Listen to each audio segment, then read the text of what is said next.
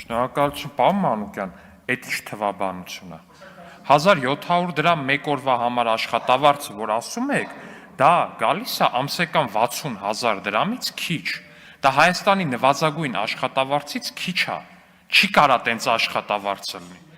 Չի կարա տենց աշխատավարձ, գոյություն չունի տենց, անհնար է տենց աշխատավարձը լինի։ Բացառված է դա ուղղակի, ալոգիկ է տենց բան, չի կարա տենց բանը լինի։ Այսինքն մենք ունենք զինծառայող, որ ամսական 50,000 դրամ աշխատավարձ է ստանում։ Չկա տենց բան։ Պարոն Մանուկյան, չկա տենց բան։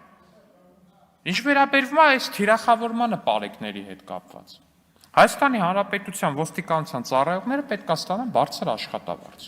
Հայաստանի Հանրապետության զինծառայողները պետք է ստանան բարձր աշխատավարձ։ Առհասարակ Հայաստանի Հանրապետության պետական ծառայողները պետք է ստանան բարձր աշխատավարձ։ Ու այս ուղղությամբ մենք քայլեր ձեռնարկել ենք, ձեռնարկում ենք ու ոչ մի իշխանություն այդքան քայլ չի ձեռնարկել ու այդքան աշխատավարձ չի բարձրացրել, ինչքան որ մենք։ Նույն զինծառայողների աշխատավարձը ոչ մեկ այնքան չի բարձրացրել, ինչքան որ մենք ենք բարձրացրել։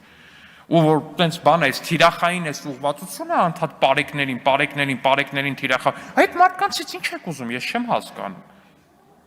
Պարոն Մանուկյան, ես անկեղծ ինձնից շատ ոչ մեկ չի ուզում, որ մեր զինծառայողները ստանան հնարավոր ամենաբարձր աշխատավարձը։ Ու դրա ուղղությամբ ամեն ինչ արվում է, բայց չի կարելի անընդհատ պարեկներին թիրախավորել։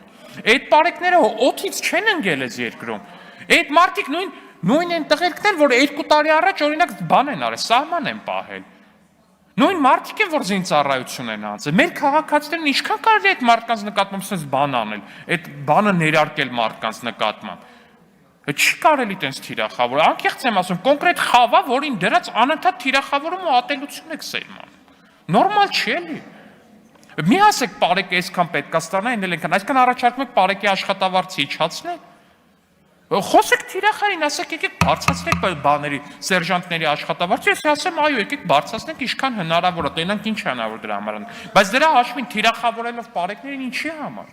Կներեք, շնորհակալ։ Կարող է նրանից է, որ պաշտպանում են, որ պետական շենքերը հերոսակները չգրավեն, կարող դրանից է։ Չմոռանաք հավանել տեսանյութը եւ բաժանորդագրվել Civic AM-ի YouTube-յան էջին։